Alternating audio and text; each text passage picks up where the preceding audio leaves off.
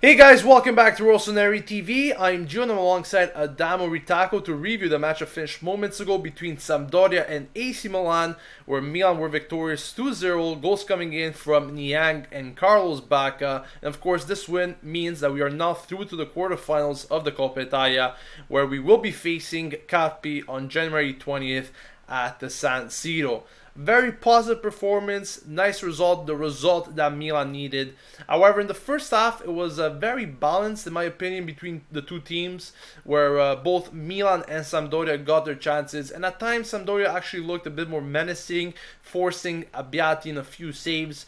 But in the second half, Milan came out with full determination and got that nice goal there with Niang to set the tone to the match.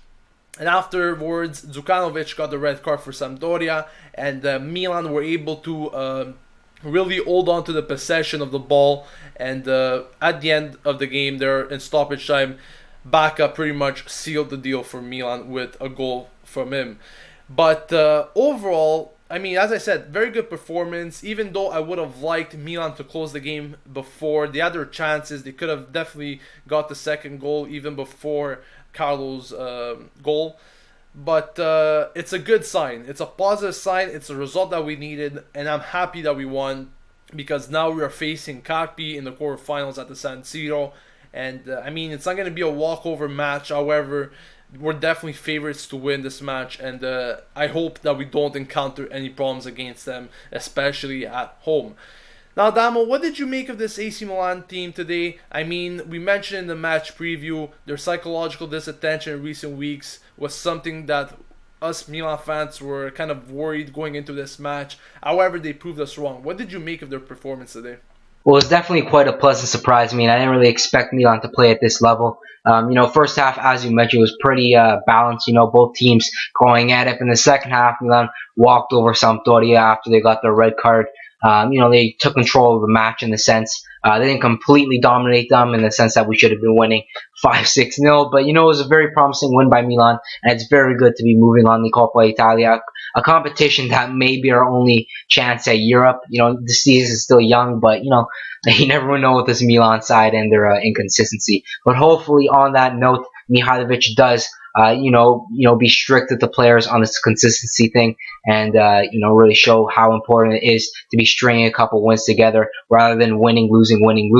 It's pretty odd how Milan can beat Sampdoria, but we can't even match up to the level of a team like Carpi or Hellas Verona, which is very weird by Milan. I don't know why they act that way, but maybe it's just a mental lapse thing that goes on. I have no idea, but Mihajlovic definitely needs to sort that out, because if we don't beat the middle sides in the City, there's no way we're going to be making the Champions League or maybe even Europa League. But either way, today was a great match by the whole squad in general, and it was good to see them win, and I'm sure that they'll leave the stadium with their heads held high. Yeah, definitely. And of course, this match in the Coppa Italia, like I mentioned, it's a competition that we have to win, because we have an easy road to the final. I mean, easier than the other side of the bracket. And overall, it'll be nice to get a piece of silverware this season. I mean, it's a few years now that we don't pick up any trophies, and it will be nice, even if it's the Coppa Italia, because that will grant us access to the Europa League at least. And overall, it'll be a very positive thing to see towards Milan's future. But let's speak a bit about the player performances now, because as I mentioned, the team in general played good. However, I want to highlight some of the team's performance, because certain players that have been getting a bit of stick in recent weeks, they've been performing today. And I'm speaking about De Gio. In recent weeks, he hasn't been the best of players, okay? But today, I saw a bit of more confidence in him. Moving forward, he tried passing the ball, and he got it right. Not so much in the first half of the match, but afterwards, he showed the confidence that he was lacking altogether in recent weeks. Also, that incident there he had with Lazarus, where he almost wanted to pick up a fight all of a sudden. I mean, I never saw De Gio in that state, but it's encouraging. It's encouraging because I mentioned several times that De Gio needs to man up. He needs to grow a pair of balls, and today I kind of saw that with him. So I'm happy with the way he performed, and I hope he continues to play that way in the next future matches. Also, I want to highlight Kuchka's performance. Once again, omnipresent, always there, always winning the ball, and it's good to see that we have a player like that in the midfield, as well as Bonaventura. I mean, no introduction there. He's been one of our best players all season round. As well as Jose Mauri coming on there. Very surprised to see him coming on there, but Mihalovic gave him some certainty, and he paid it back there with a very calm performance, even though it was for about 10 minutes or so.